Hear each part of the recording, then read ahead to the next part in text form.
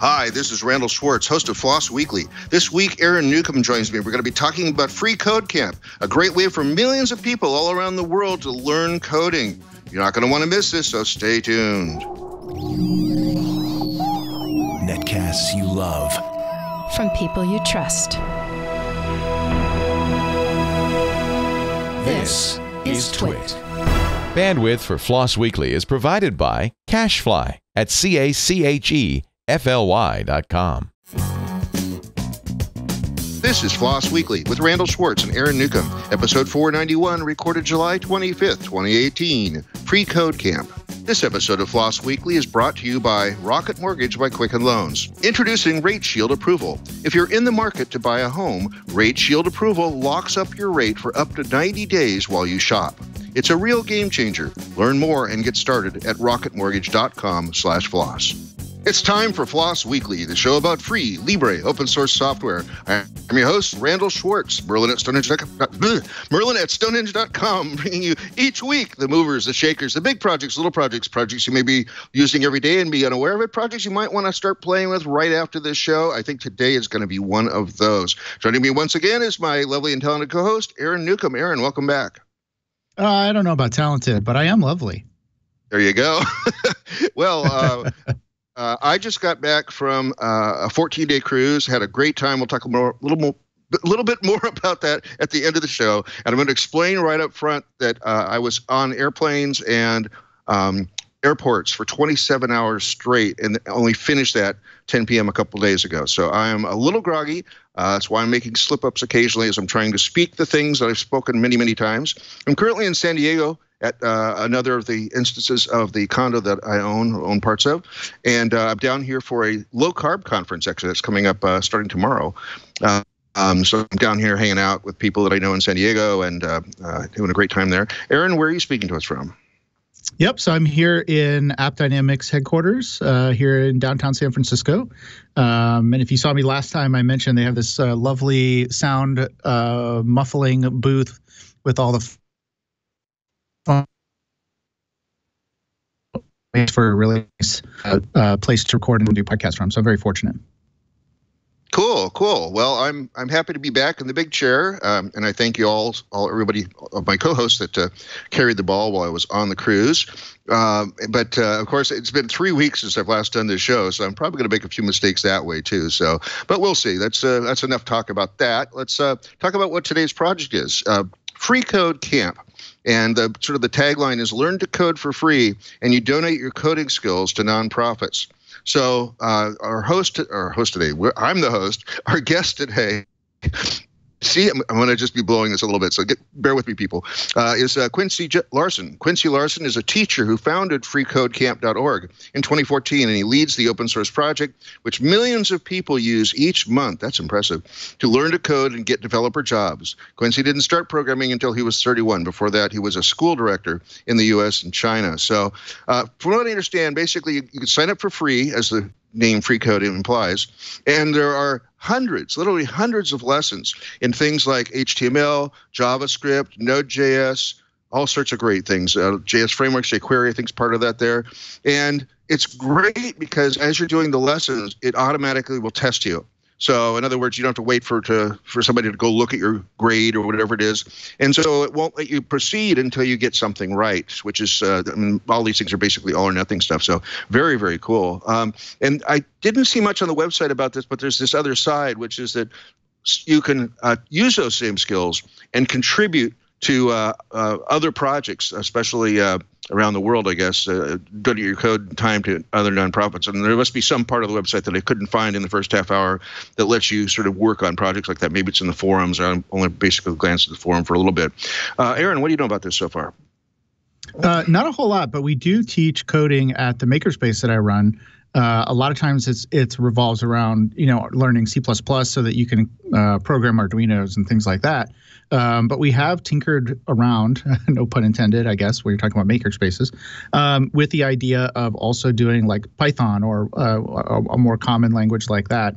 A lot of people want to know it, and we're just trying to get the resources to do it. That's the biggest challenge we have, is finding someone who will volunteer their time to teach kids, adults, whoever, anything, but in this case, programming. And so what I'm really wondering about this is, can I use this in the makerspace so that someone who isn't like an expert programmer, a software developer, could actually sit down with a group of 15, 20 people and run them through some of these exercises that they have, so that they can actually learn to code that way, because that would help me out a lot. So I'm a little bit selfish today in wanting to come on and co-host, because I want to figure out if this is going to help me actually in some of the things that we're doing at the Makerspace. Awesome. And one of the things that's really important to understand is that I see a pretty strong web bias to this. And we need to be educating people to not be afraid to make web pages, especially with interactivity or using things like Node.js. This is really very, very important these days, because everything's moving to an information-based society, and we want to have the kind of people that can keep up with the demand for this kind of stuff.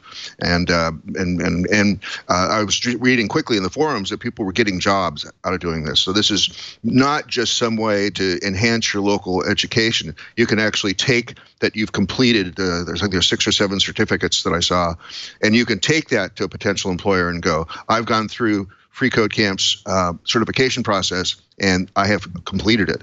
And so this is actually working for people to find potential employers. So that's really important too as well. Anything else before we move on? No, just to tag on to that, you're absolutely right about that. I mean, at my former employer, New Relic, we hired several people that came out of boot camps, right? They didn't have a BA or a BS in computer science, right? They didn't go to school for that. They went to a boot camp for whatever, just 3 months, 6 months, and came out of that, and they were hired almost immediately, because they could prove that they had the enough background that they could jump into the code right away and start fixing bugs, solving problems, what have you. So I just want to echo that actually something like this can be really useful for getting a job. Absolutely, absolutely. Before we bring Quincy on, I do have an important message, because this episode of FLOSS Weekly is brought to you by Rocket Mortgage by Quicken Loans. Let's talk about buying a home for a minute. Because of rising interest rates, there's a lot of unpredictability when it comes to buying a home these days. It's causing a lot of anxiety with folks. Quicken Loans will verify your income, assets, and credit in less than 24 hours to give you a verified approval. This gives you the strength of a cash buyer. Once you're verified, you qualify for their all-new exclusive Rate Shield approval to lock up your rate for up to 90 days while you shop. Now, here's the best part. If the rates go up, your rate stays the same. But if the rates go down, your rate also drops. Either way, you win. It's the kind of thinking you'd expect from America's largest mortgage lender. To get started, go to rocketmortgage.com/floss. Rate Shield approval is only valid on certain 30-year purchase transactions. Additional conditions or exclusions may apply, based on Quicken Loans data in comparison to public data records. Equal housing lender, licensed in all 50 states, NMLSconsumeraccess.org, number 3030. That's rocketmortgage.com/floss. rocketmortgage.com/FLOSS. And we thank Rocket Mortgage by Quicken Loans for their support of FLOSS Weekly. Now let's go ahead and bring in our guest. Quincy, welcome to the show. Thank you for having me. And where are you speaking to us from? I'm speaking to you all from my home in Oklahoma City. I recently moved back from San Francisco to have my kids be closer to my parents. Oh, it's interesting that we didn't have our token Oklahoman co-host on, and you guys could have waved at each other pretty close by. Yeah. So anyway, so give us a 30,000-foot view. What problem is it solving, and was I fairly accurate in describing it?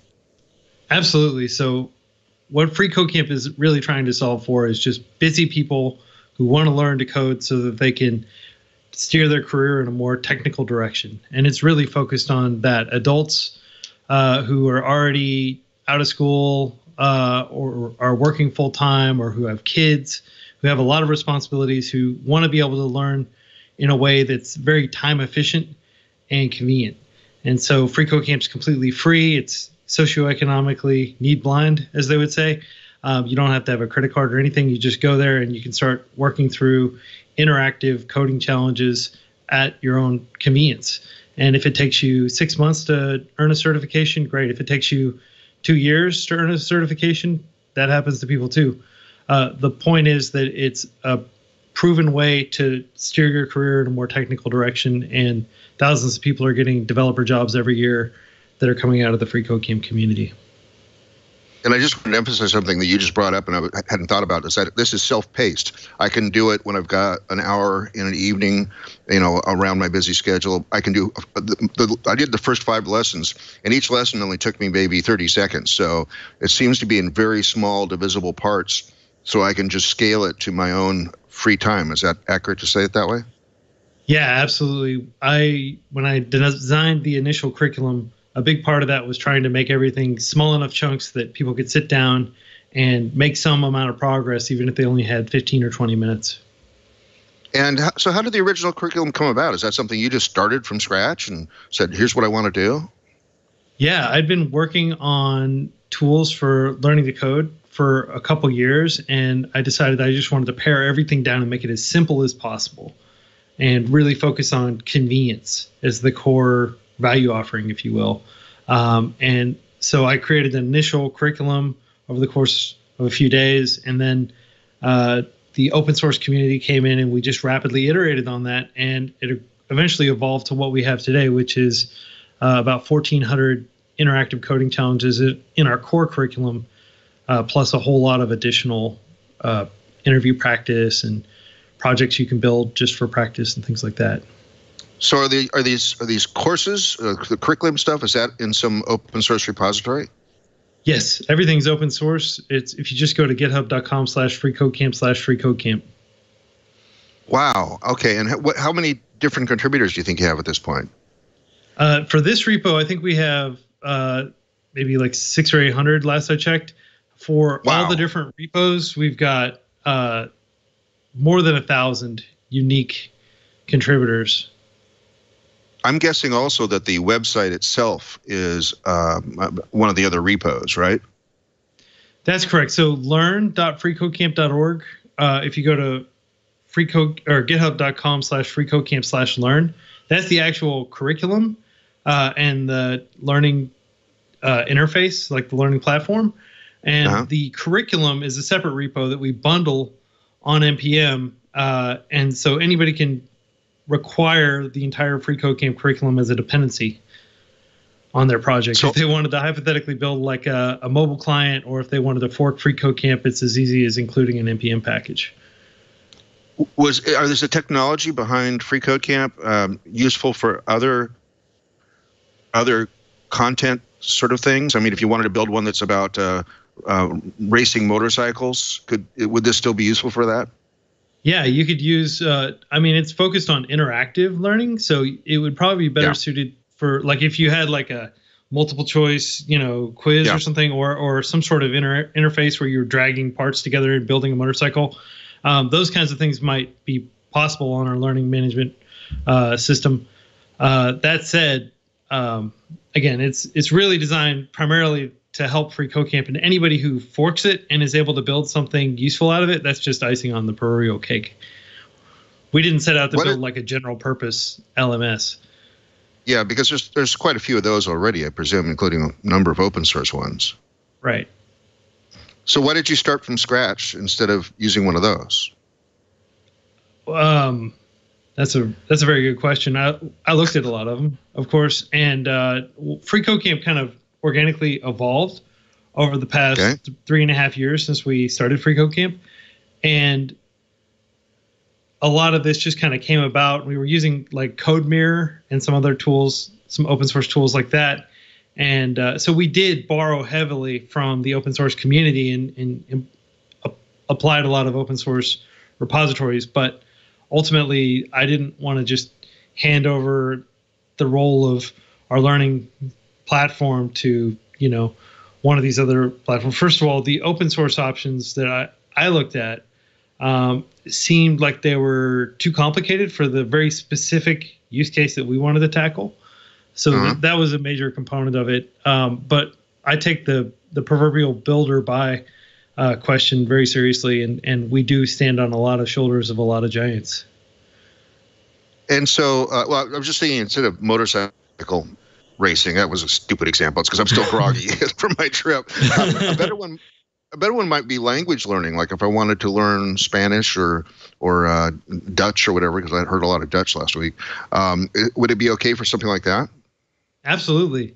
You could do, we're working on doing a lot of things with the learning platform beyond just changing code within a code editor. So you could have kind of Duolingo type experience where you were asked a question or you were asked to translate something, and then the tests ran against your solution and checked to see which tests were passing and how close you were to an acceptable solution and things like that.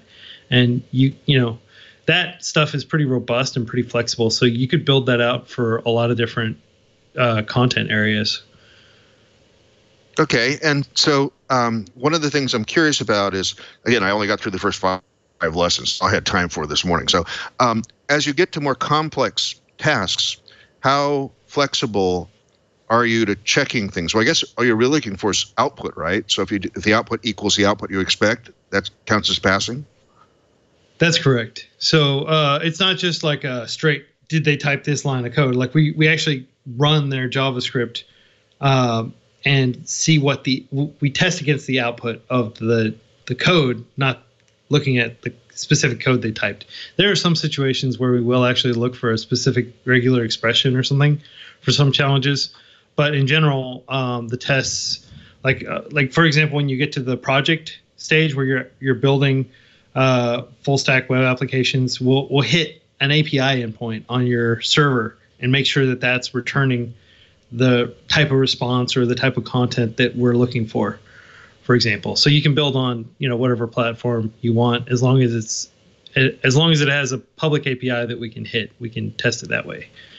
For the earlier challenges, you don't need to go build a full stack app. Maybe you need to build a static web page, and we have a little JavaScript line that'll pull in our test suite from a CDN, and then you can click a button and run the tests. And then once all the tests are passing, you can submit the URL to that project.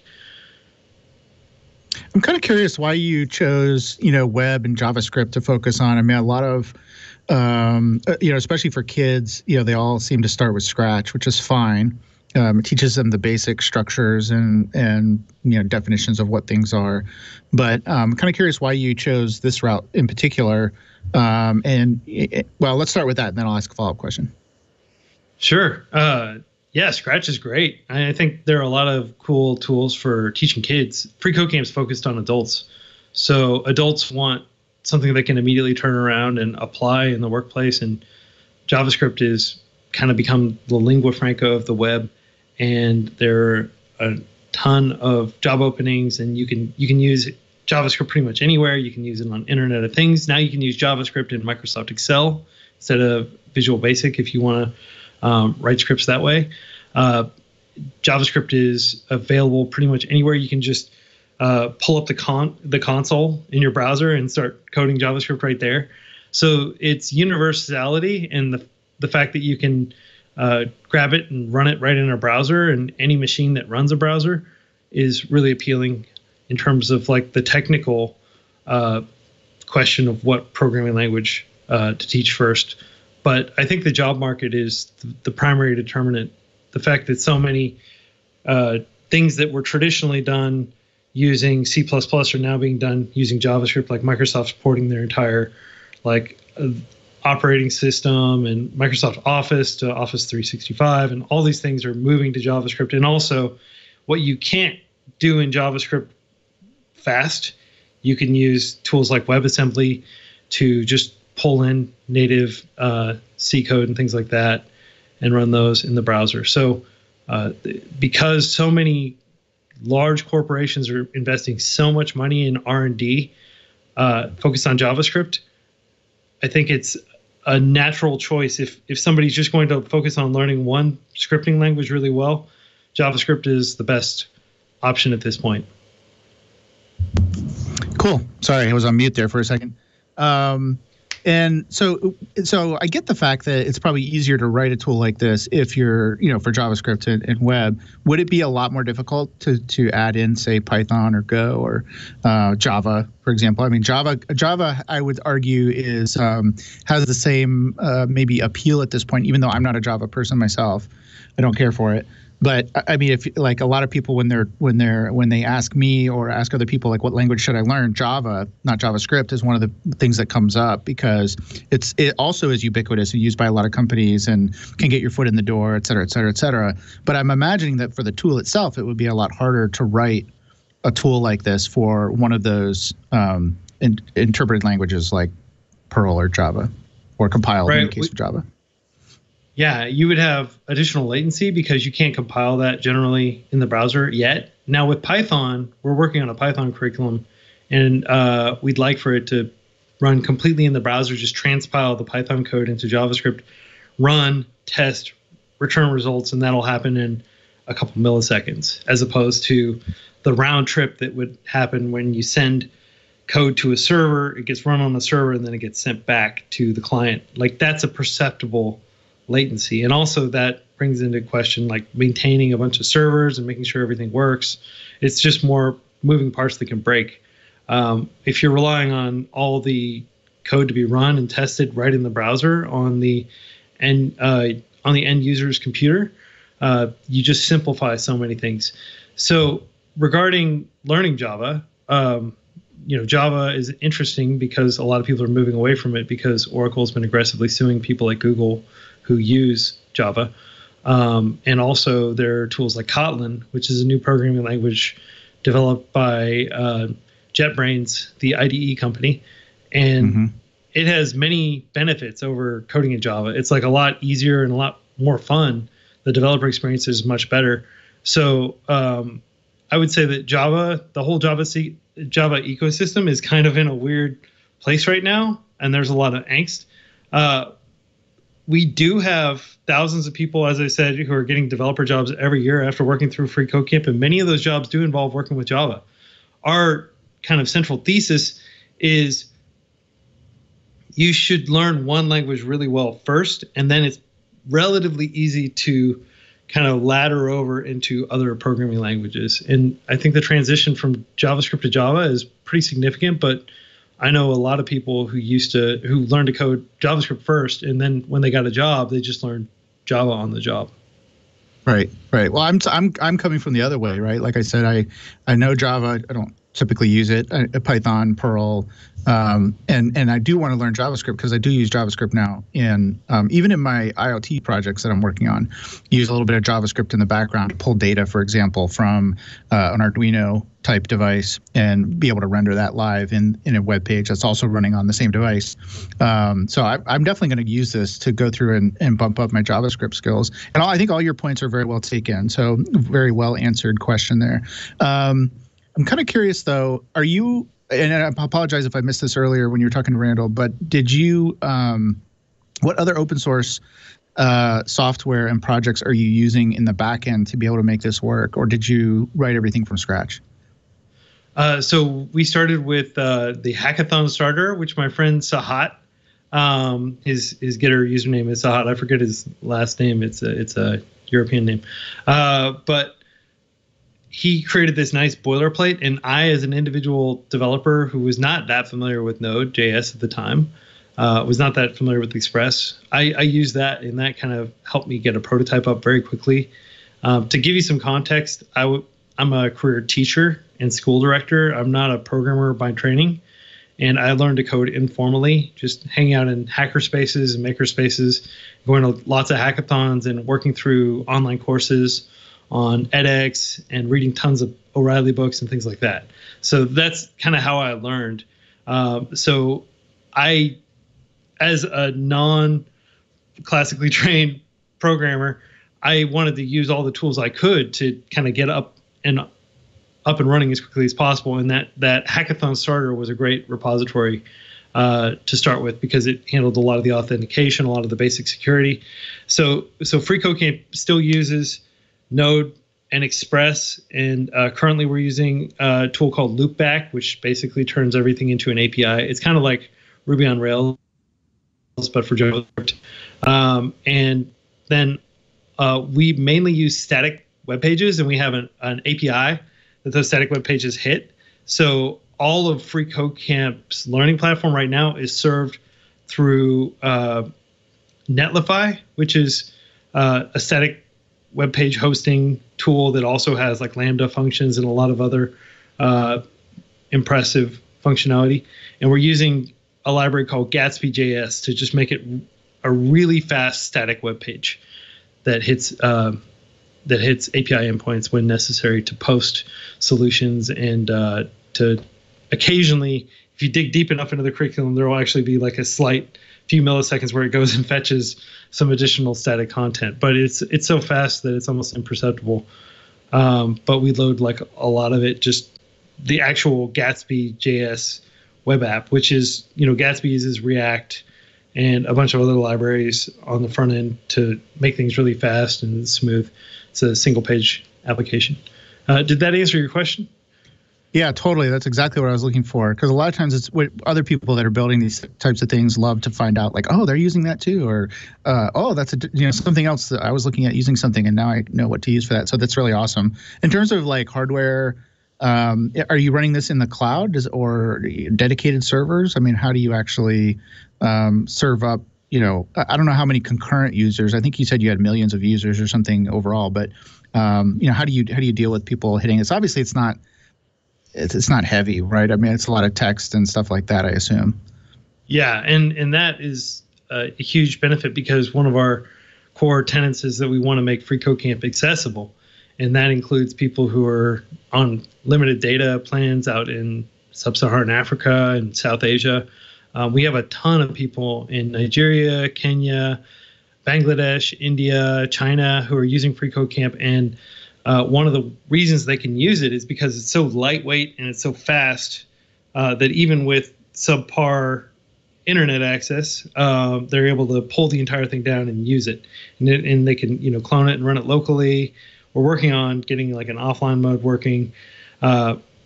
It's so to answer your question about the hosting, we're using some basic web servers that serve our API, and then everything else is static now.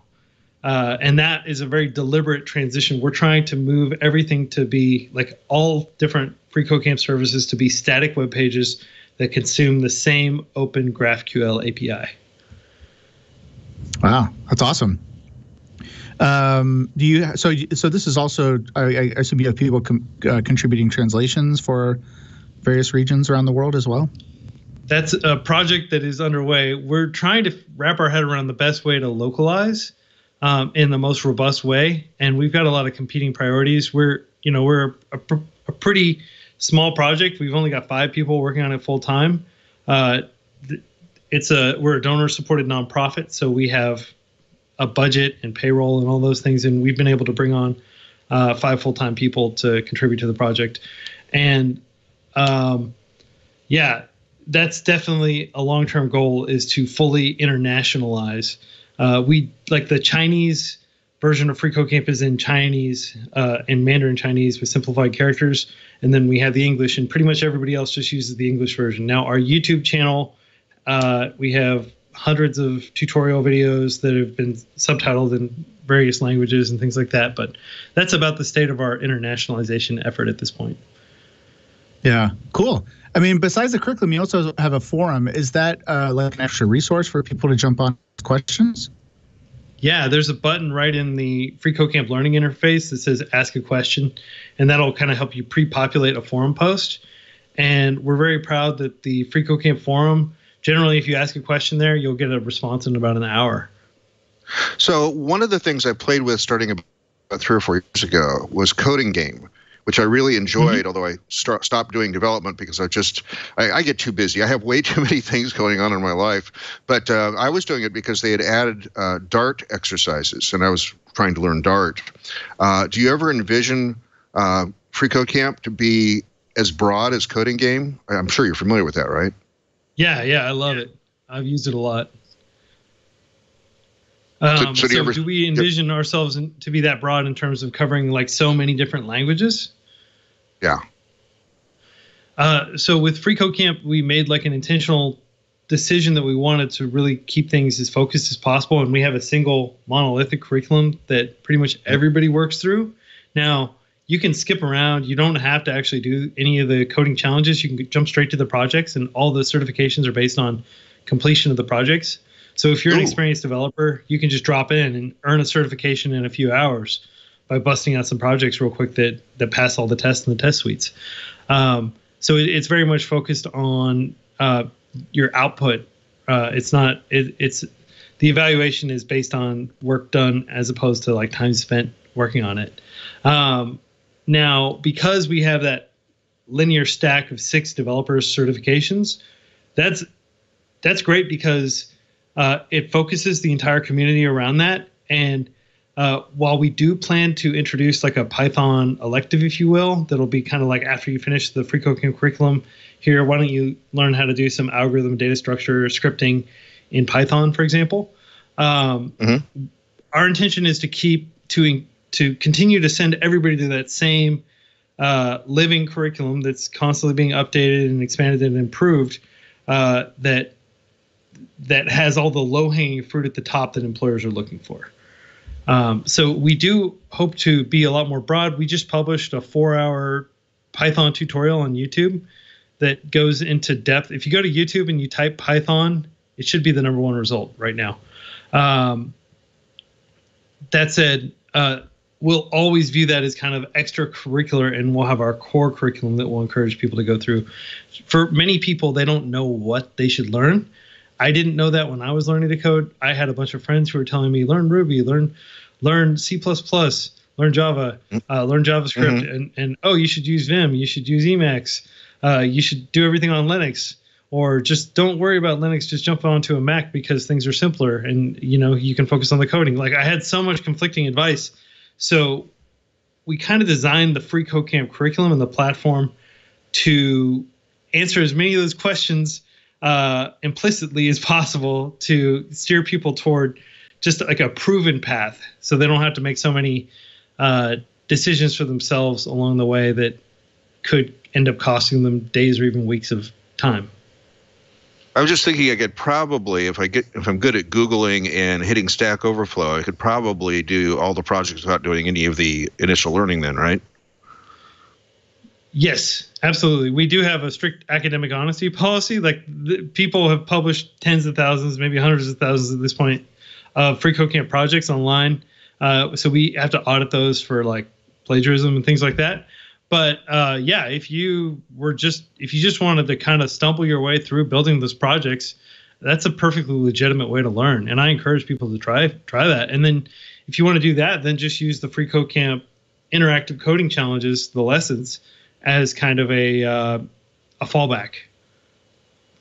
Okay, and a lot of people do that. They'll just build the projects. They won't actually solve all the challenges because they're the kind of people who buy a video game and they don't read the instructions. They just start playing, right? Yeah, of course. I mean, you plug in your electric toaster, and as if there's a gas-powered toaster, I guess. But I told you I'm groggy. What kind of toaster could you have? It's electric. It's really the only choice. Toaster oven, right? It's still electric. Oh yeah, I guess right? That's true. This is going to go down in history as my goofiest show, I think, in terms of results. Sorry, my audience. It's the way it works. So I wanted to understand, because you talked about challenges as sort of like the customer, the student's challenges. But what have been your biggest challenges in creating and maintaining and updating this system? Well, the biggest challenge is because we're like fully remote, we're fully open source. Up until a year ago, we weren't receiving any donations. I was just doing everything off of my own savings. So there were a lot of issues with volunteer management. That's been the biggest challenge, but that's also the most important distinction between FreeCodeCamp and a lot of closed source learning platforms. Because we're open source, because we have thousands of people who are able to open GitHub issues and open pull requests and contribute to different aspects of the organization and of the different services and repos, we're able to move a lot faster than even a large organization that has hundreds of employees, if we help steer the volunteer contributors in the right way. And that's all contingent on essentially volunteer leadership. So that has been the biggest challenge for me personally, and I think probably the biggest thing that's held FreeCodeCamp back is just me kind of going through that learning curve of figuring out how, because traditionally I was running schools. So I was a school director, and 100% of my employees were like full-time paid employees who basically had to do what I said. And with volunteers, you have to figure out ways to make the work meaningful and fun and interesting, and they have to benefit in some other way. They learned a new language that they weren't otherwise going to get exposed to. They get to work with a new framework. They have a cool portfolio item that they can use to go get a job or to prove to their freelance clients that they know what they're talking about. So a lot of volunteer management I've found to be incredibly challenging, but incredibly rewarding. And I hope someday in the distant future to write some sort of book or create some sort of video guide that kind of shares everything that I've learned about volunteer management over the years, because it's a very deep and rich field that I don't think there's a lot of documentation on. Well, there's a lot of people trying to solve the various issues around that, and always coming up with different ways of doing that as well. But your contribution specifically would be a welcome addition to that realm. I want to shift gears a little bit. QA. So you're updating both curriculum items, and updating the code itself, the learning framework. How well do you test that before rolling out a new release? So we have. We use Travis CI, and every time you open a pull request against FreeCodeCamp, we automatically run all the tests against your new code and just make sure everything passes, make sure the tests run properly without errors, make sure basically all of our fail-safes run, and then we immediately get like a little badge in GitHub that says, passed QA and other checks. We use ESLint as well to make sure that our JavaScript style is followed, and make sure that the JSON, because a lot of the challenges are stored in big JSON objects, make sure that those seed files haven't been broken somehow, because JSON is very easy to break. It's brittle if you leave out a quote mark. There goes the JSON file, right? So we catch all that stuff through CI, and then we have every pull request is signed off on by somebody other than the person who opened it, somebody who has write permission to the FreeCodeCamp repo, which I think is about 60 people. And keep in mind, we have dozens of repos, and I think most of the people who have access to the FreeCodeCamp repo also have access to the other ones, although there are some repos where we just have like more atomic permissions, where we'll just give a person permission to merge pull requests to a specific repo. But if you stick around in the FreeCodeCamp community and you contribute long enough, it's basically a foregone conclusion that you'll get write permission and you'll be able to QA and merge other people's work. Do you have a sense of it? I'm very happy that you're using Travis, by the way, so that's great. Do you have a sense of what code percentage is covered by tests? Honestly, we've changed the platform so much within the past few months. We completely re-architected around the static page approach. That way, if we spike to the top of Reddit, or if we're on Hacker News, or if,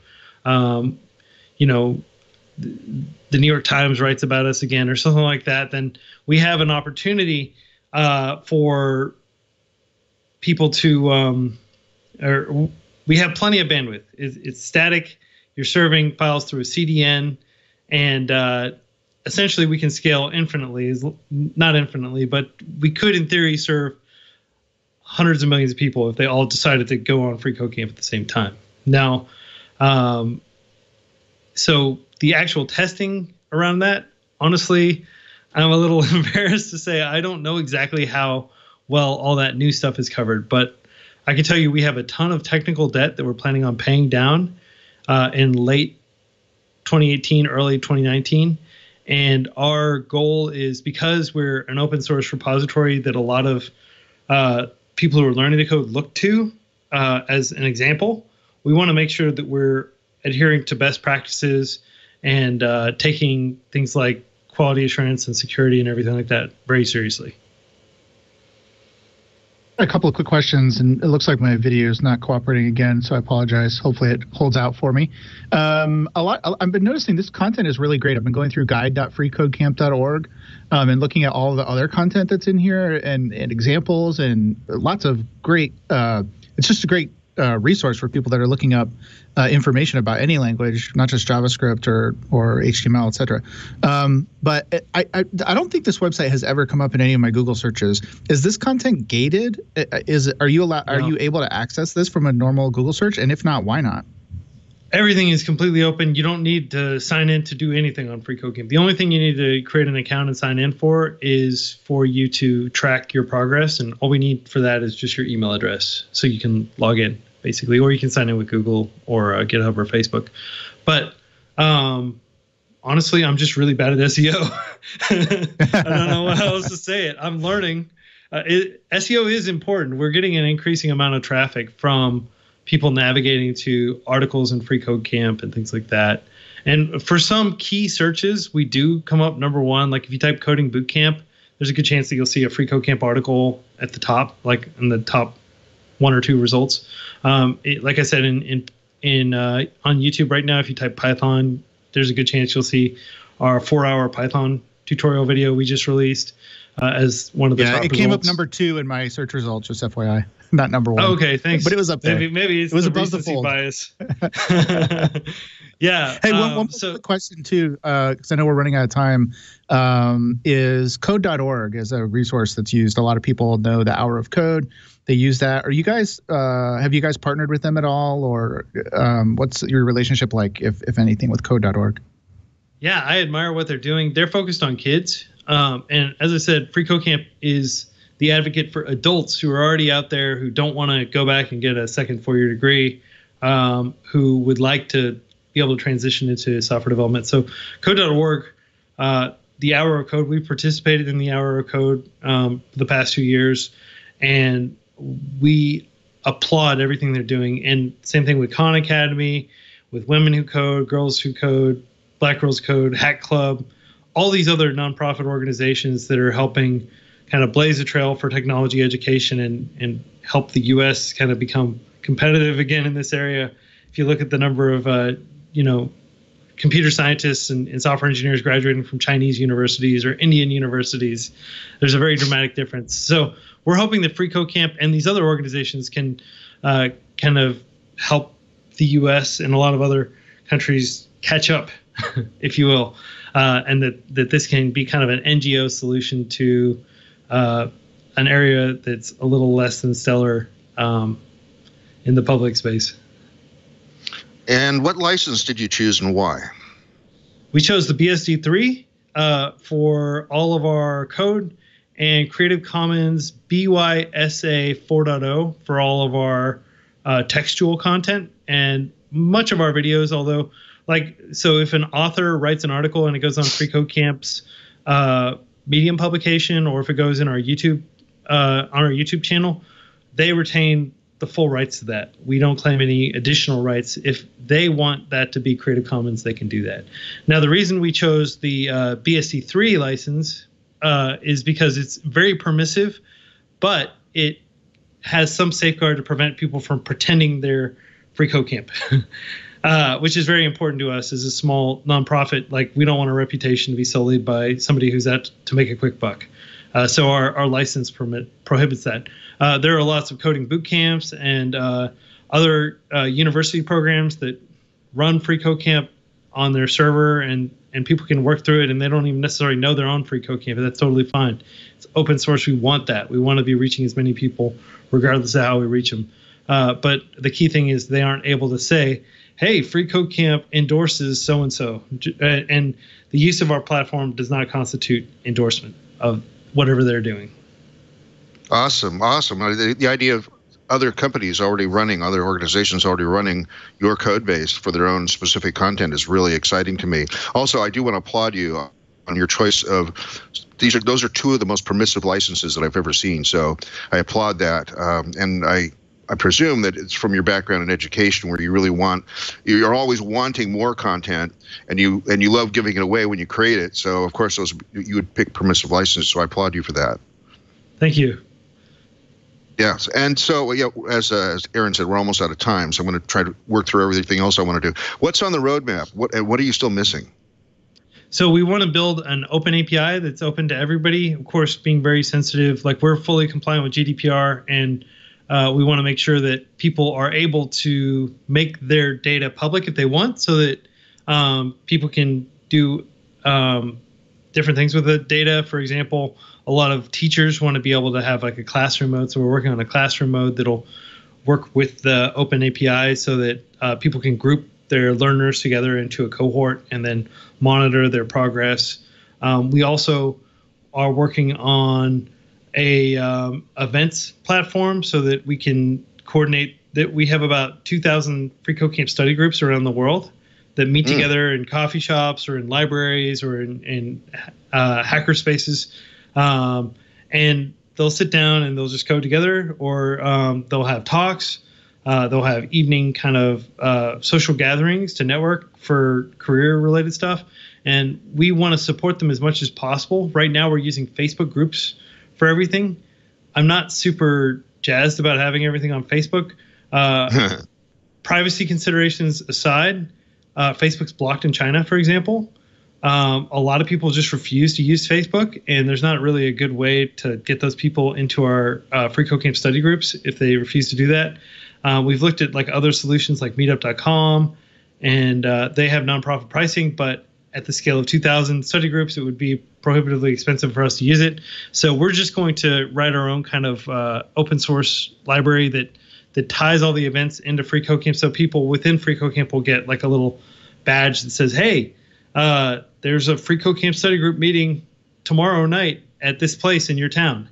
And that way they can know about it. And if we figure if it's right there on freecodecamp.org, it's a much higher likelihood of people actually seeing it and attending the events than if they have to click through to Facebook and look through Facebook group. Facebook's a very distracting environment.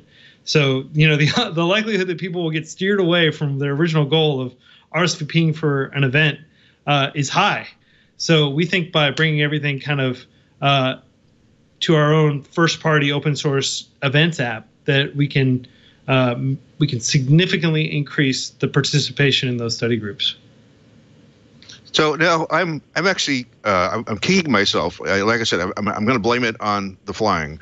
But one of the things that you say in your sort of one-liner is that donate your coding skills to nonprofits. Is that formally organized through the FreeCodeCamp community, or is that just you start saying my services are available for anybody that wants to use them, and preferably if you're a nonprofit? So we have a ton of open source for good projects, and we call them open source for good. So we've got Mail for Good, we've got League for Good, which is like a little league management. So let me talk about Mail for Good. Sure. Mail for Good is a tool that uses Amazon SES, and it allows you to send out, like I send out the FreeCodeCamp email blast to 1.4 million people, and it costs me $140 to send all those emails because I use Amazon SES, which is incredibly inexpensive.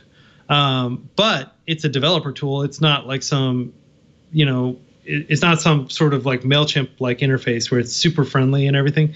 So what we've done is basically built like a user interface that helps you create campaigns and templates and manage them. And so nonprofits will use this to send out their email blasts. So we're building open source tools that address use cases that nonprofits have, including ourselves, which we're a 501c3 donor-supported nonprofit. So we're kind of eating our own dog food. So a lot of the open source projects that are being built within the FreeCodeCamp community have the intention of being used by lots of other nonprofits. And so far, we've had some adopt them, and we're optimistic that this is still very early days, and that eventually we'll have hundreds of different open source tools that nonprofits can use for all kinds of specific situations that affect nonprofits. Where do I find that on your site? So currently, I think it's not currently part of the core curriculum page. Like we took it out when we launched the new curriculum, and we've been meaning to add it back in. I think there's an open issue for that. But if you just Google like FreeCodeCamp for nonprofits or something like that, you should be able to pull something like that up. Great, because I want to be able to link to it and find it. Yeah. Yeah. I will. I'll send you a URL. It's if you just Google open source for good free code camp, you'll pull up an article that one of our contributors wrote a while back. Okay. We're almost out of time. I have like 2 or 3 more things I was thinking about while I was doing this. You mentioned that you're editing JSON directly, and of course you get all of the quoting problems and everything. I strongly recommend that no new JSON files ever be added to a system. You should use YAML instead, because YAML has JSON as a proper subset, except it allows for loosey-goosey JSON, where you can just say open curly foo : 3 close curly, and that's just a valid value in YAML. So I would really strongly look at that. So it's so much easier to write. So every JSON file is automatically a YAML file, or you can use the normal YAML indentation stuff. And if you want a particular value written as a JSON object, you could just drop it right in line, and it's really slick. So check that out. Thanks. Yeah, JSON is just a legacy of our the way we've done things. We're definitely planning to move away to ideally something like Markdown, but maybe YAML as well. YAML's got a lot of white space sensitivity that throws people off sometimes.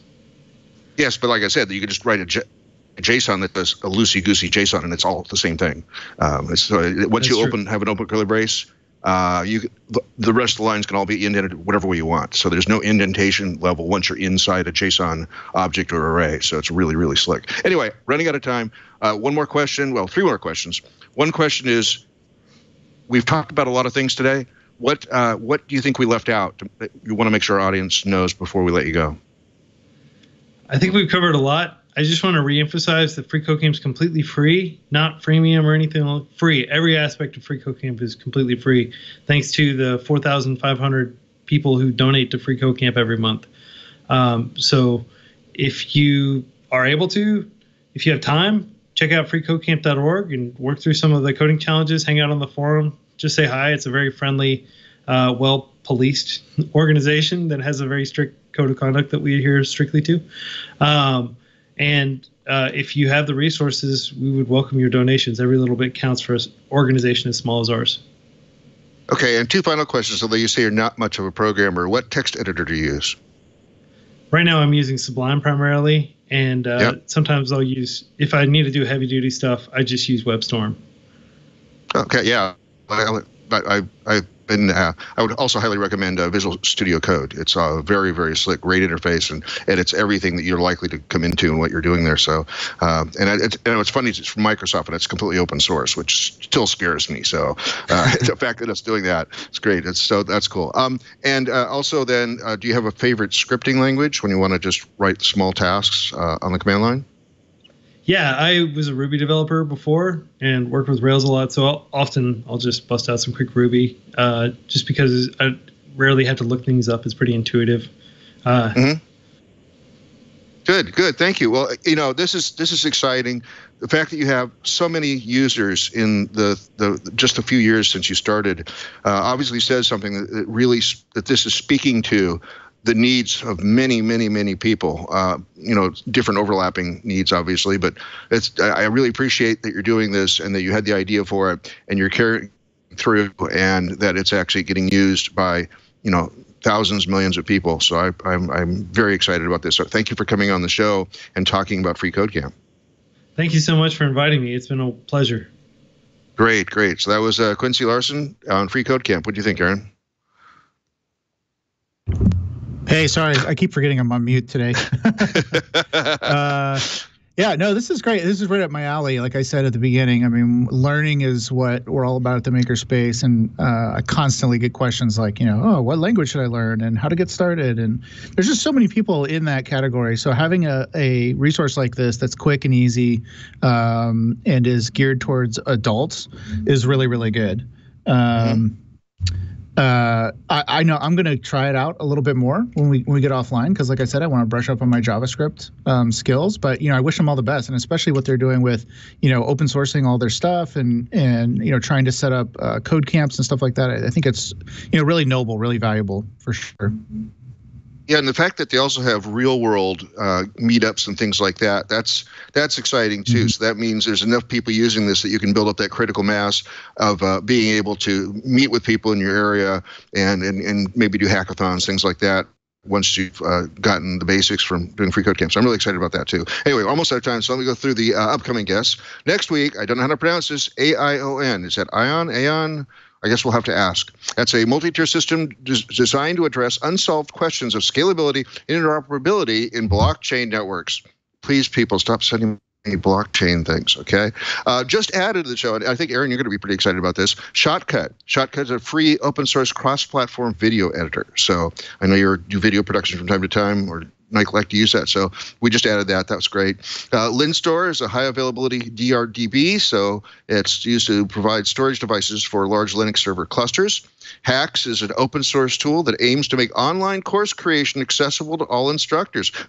What an overlap with today's show. I guess we're only getting shows about language management systems and blockchain these days. Please, people, send me some other things. Finally, wrapping up who I already have booked is Monero, which is a cryptocurrency, but private, untraceable, and fungible. So again, if you have other suggestions, please tell the project leader or community coordinator to email me, especially if it's not cryptocurrency. Keep bringing that in. I've opened up 5 or 6 new dates, so I'm going to be sending out an email in the next probably 48 hours to try to fill those back in. And we actually have one that's open like 3 weeks from now or 2 weeks from now. So I got to definitely work on that. The big spreadsheet is at twit.tv/floss. That will tell you who we're working on. So if you have somebody that's not on that list, let me know. A live stream at 9:30 a.m. Pacific time Wednesdays at live.twit.tv. We take questions from there, and you can also watch what's going on.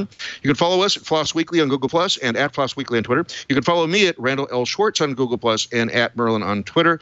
I'm probably going to start writing articles on Medium as well. I really like the format and the feel. So a lot more of my friends are using Medium. So I'll announce that when I actually open up a link there. I'm going to be at DragonCon for Labor Day weekend. If you're at DragonCon, it's huge, 70,000 attendees in downtown Atlanta. Labor Day weekend. Try and find me because it'll be difficult. I'll be all over. I'm mostly on the EFF track though, so if you go to DragonCon, please stop by and say hi. I'm going to be at All Things Open in Raleigh in October. I submitted a speaker request for my Flutter talk, but I haven't heard back on that yet. But I did get all my qualifications for being there as FLOSS Weekly as press. So I'm there one way or the other. I'll be at Seagull in November. That's Seattle Open Linux conference. It's free, totally free, which is really nice. Anything you want to plug, Aaron? Yeah, just real quick, if you want to check out my book, Linux for Makers, you can find that anywhere, pretty much. Amazon's a great place to find it. If you want to learn about a little bit more about using Linux, especially on the Raspberry Pi or other platforms like that, I would definitely recommend picking that up. Really appreciate it. And then also, if you're in the Northern California area, you're looking for a makerspace, maybe north of San Francisco, you should definitely come check out the makerspace I run, which is Benicia Makerspace. You can find out more about that at BeniciaMakerspace.org. We're currently looking for sponsors and donors. So if you work for a company, you know somebody that wants to donate and further the cause of hands-on learning and getting people to do things like we were talking about today, which is learn code, please get in touch with me because I'd love to talk to you. That's it. Awesome. Aaron, thank you for once again joining me as my co-host, stepping in as you do. You had good questions to ask there, so I appreciate that. Oh, yeah. I step in stuff all the time. And I'm happy to have done another show. I was a little out of practice because I hadn't done this for 3 weeks, and also because I was totally jet lagged. So I think hopefully we got some good content in the show and that it didn't flub up too bad. But in spite of that, I'll be back. So we'll see you all again next week on FLOSS Weekly.